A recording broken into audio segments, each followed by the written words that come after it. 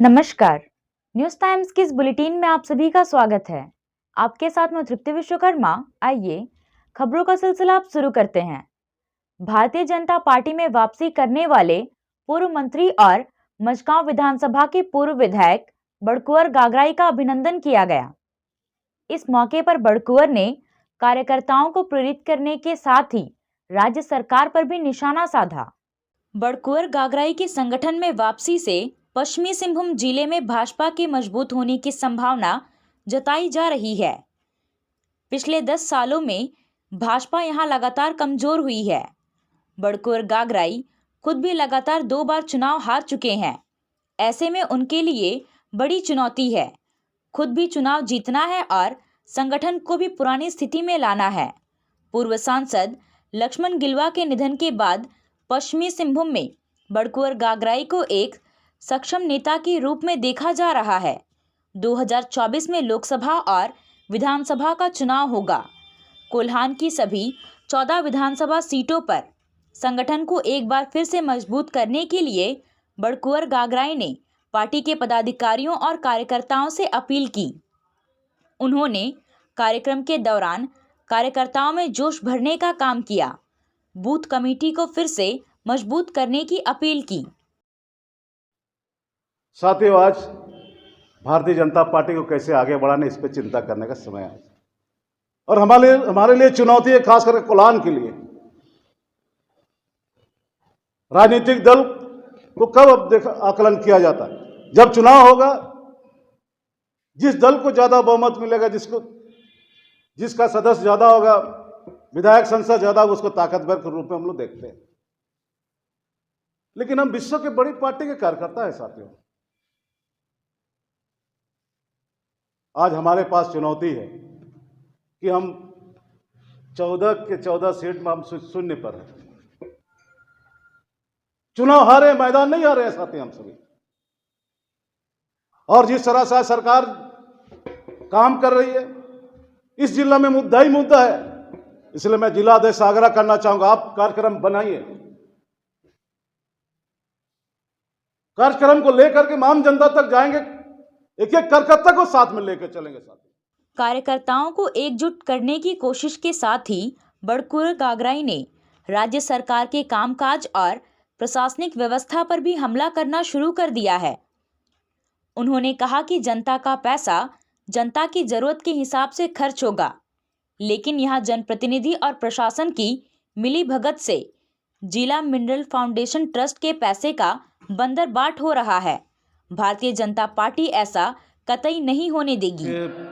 हम लोग भी देख रहे हैं, हम विपक्ष में होने के नाते जो भी सरकार का जो गलत काम है उसको जानकारी देना, इसका सरकार को आगाह करना भारतीय जनता पार्टी के कार्यकर्ता का जिम्मेदारी है। आज आप देखेंगे तो सही में डीएमएफटी फंड जिस जिला में है वो लगा दे संसद निधि और विधायक निधि की तरह बंदरबांट कर रहा है, जिसमें जो ज्वलंत समस्या है।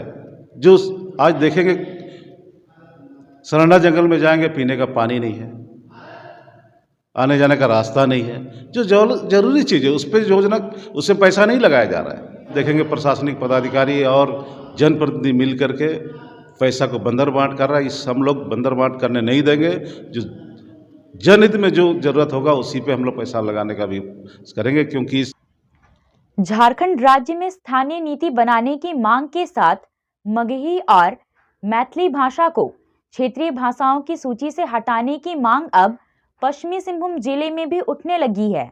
जिला के झारखंड आंदोलनकारी मंच, मानकी मुंडा संघ और आजसू के अखिल भारतीय अनुसूचित जनजाति महासभा ने राज्य में खाद्यान्न के आधार पर स्थानीय नीति बनाने की मांग के साथ ही मगही और मैथिली भाषा को क्षेत्रीय भाषाओं की सूची से हटाने की मांग उठाई है।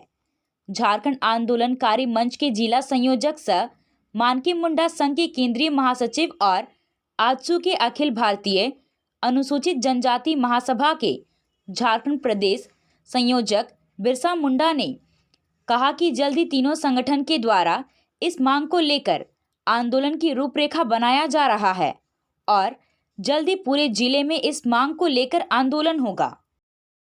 झारखंड सरकार से हम लोग यहाँ की जनता को काफ़ी उम्मीद थी कि ये हमारी सरकार बनने के बाद यहाँ के लोगों के लिए स्थानीय नीति और बेरोजगार युवकों के लिए नियोजन नीति बनेगा और उन लोगों का विकास होगा, ये हम लोग समझाता। और झारखंड आंदोलनकारियों को भी चिन्हितकरण आयोग के तहत उनको चिन्हित करके उनको भी हक मिलेगा।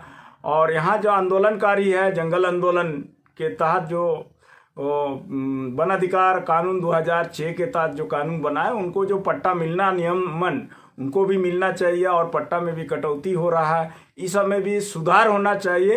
ये सब नहीं हो रहा है, इसको लेकर के। और ऊपर से सरकार जो है यहाँ पर हमारी जो झारखंडियों की जो भाषा के अलावे जो बाहरी भाषा को यहाँ क्षेत्रीय भाषा में शामिल करने को लेकर के हम लोग एक विरोध में और स्थानीय नीति को बनाने के पक्ष में हम लोग आंदोलन का रणनीति बना रहे हैं। और बहुत जल्द हम लोग पश्चिम सिंहभूम में बड़ा आंदोलन करने जा रहे हैं। रोटरी क्लब चाईबासा की ओर से निःशुल्क मोतियाबिंद ऑपरेशन शिविर का आयोजन किया गया।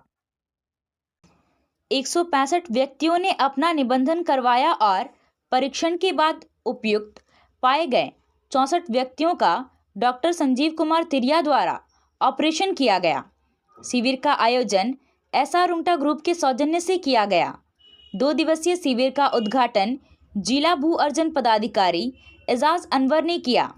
उन्होंने आंखों की ज्योति वापस लाने के लिए सराहनीय कार्य करने के लिए रोटरी क्लब चाईबासा की प्रशंसा की।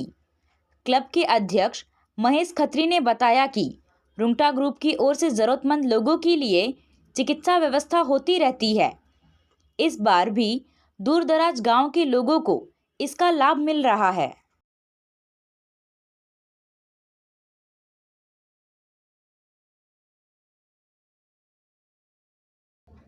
नेहरू युवा केंद्र चाईबासा की ओर से आत्म भारत योजना के तहत करियर परामर्श और करियर दिशा निर्देश कार्यक्रम का आयोजन किया गया। कार्यक्रम का शुभारंभ ICITP के अध्यक्ष सुशील पूर्ति ने किया। कार्यक्रम में सदर प्रखंड के युवक और युवती शामिल थे। सुशील कुमार पूर्ति ने कहा कि अपने जीवन में हर कोई सफल होना चाहता है, लेकिन सभी को एक जैसी सफलता नहीं मिलती है। जिंदगी में सफल होने का एक ही रास्ता है, सही समय पर सही करियर का चुनाव करना। लेकिन छात्र इस बात को लेकर हमेशा परेशान रहता है कि किस फील्ड का चुनाव करें। उन्होंने प्रतिभागियों को अपने चुने गए विषय के आधार पर क्या कर सकते हैं, इसके बारे में बताया। कार्यक्रम सहायक गिरजानंद रत्नाकर ने युवाओं को जीवन में सकारात्मक सोच रखते हुए आगे बढ़ने का आह्वान किया। इस मौके पर शशिकला पूर्ति, सुषमा डे, सुनील जराई, नेहा कुमारी, आशा अनुपम पॉल एवं अन्य लोग मौजूद थे। मुफस्सिल थाना के तांबो चौक के पास भटक रही पूजा नाम की बच्ची को सिंहभूम की सांसद गीता कोड़ा ने चाइल्ड लाइन पहुंचाया। कमार हाथों की अनाथ बच्ची पूजा तांबो चौक के पास भटक रही थी, जिसे हरीश बिरवा और उनकी पत्नी ने देखा। बच्ची को इंटक जिला अध्यक्ष लखन बिरवा को सुपुर्द कर दिया गया। इंटक जिला अध्यक्ष ने इसकी जानकारी सांसद गीता कोड़ा को दी। गीता कोड़ा ने बच्ची को चाइल्ड लाइन को सौंप दिया। मालूम हो कि बच्ची के पिता का देहांत हो चुका है और मां ने दूसरा विवाह कर लिया है। युवा कांग्रेस के नवनिर्वाचित पदाधिकारियों, जिला एवं प्रखंड 20 सूत्री कार्यान्वयन समिति के सदस्यों और ओबीसी प्रकोष्ठ के नवनिर्वाचित सदस्यों का सम्मान समारोह का आयोजन जिला कांग्रेस कमेटी की ओर से आयोजित किया गया। नवगठित कमेटी के सदस्यों को संबोधित करते हुए पूर्व मुख्यमंत्री मधु कोड़ा ने कहा कि युवा जोश और आपसी समन्वय से जिला में कांग्रेस संगठन मजबूत बनेगा। उन्होंने भाजपा को आड़े हाथों लेते हुए कहा कि केंद्र सरकार की साजिश है कि तृतीय और चतुर्थ वर्ग की नौकरियां लगातार समाप्त की जा रही है। स्थानीय युवकों के सामने बेरोजगारी एक बड़ी समस्या है कि भाजपा की सरकार जब से आई है, हमारे थर्ड फोर्थ ग्रेड का नियुक्ति आज इस इलाका से गायब हो गया। नियुक्ति हो ही नहीं रहा, बेरोजगार पे बेरोजगारी बढ़ते जा रहा है। ये बहुत बड़ा ज्वलंत मुद्दा इस देश के सामने में है और ये सारा चीज हमारे आज यहाँ पर संगठन के जो हमारा एक एक सिपाही है, एक एक कार्यकर्ता है, उन लोगों का ऊपर में दमदार है। सिंहभूम की सांसद गीता कोड़ा ने कहा कि सरकार की 20 सूत्री और 15 सूत्री कार्यक्रम को घर घर तक पहुंचाने की जिम्मेदारी 20 सूत्री सदस्यों की है। भाजपा सरकार की गलत नीतियों के कारण आज देश अमीर वर्ग और गरीब वर्ग में बंट गया है। छोटे छोटे उद्योग बंद हो रहे हैं। इसके लिए राहुल गांधी संसद से सड़क तक लड़ रहे हैं। ऐसा नहीं, बल्कि आपको और ज्यादा जिम्मेदारी है।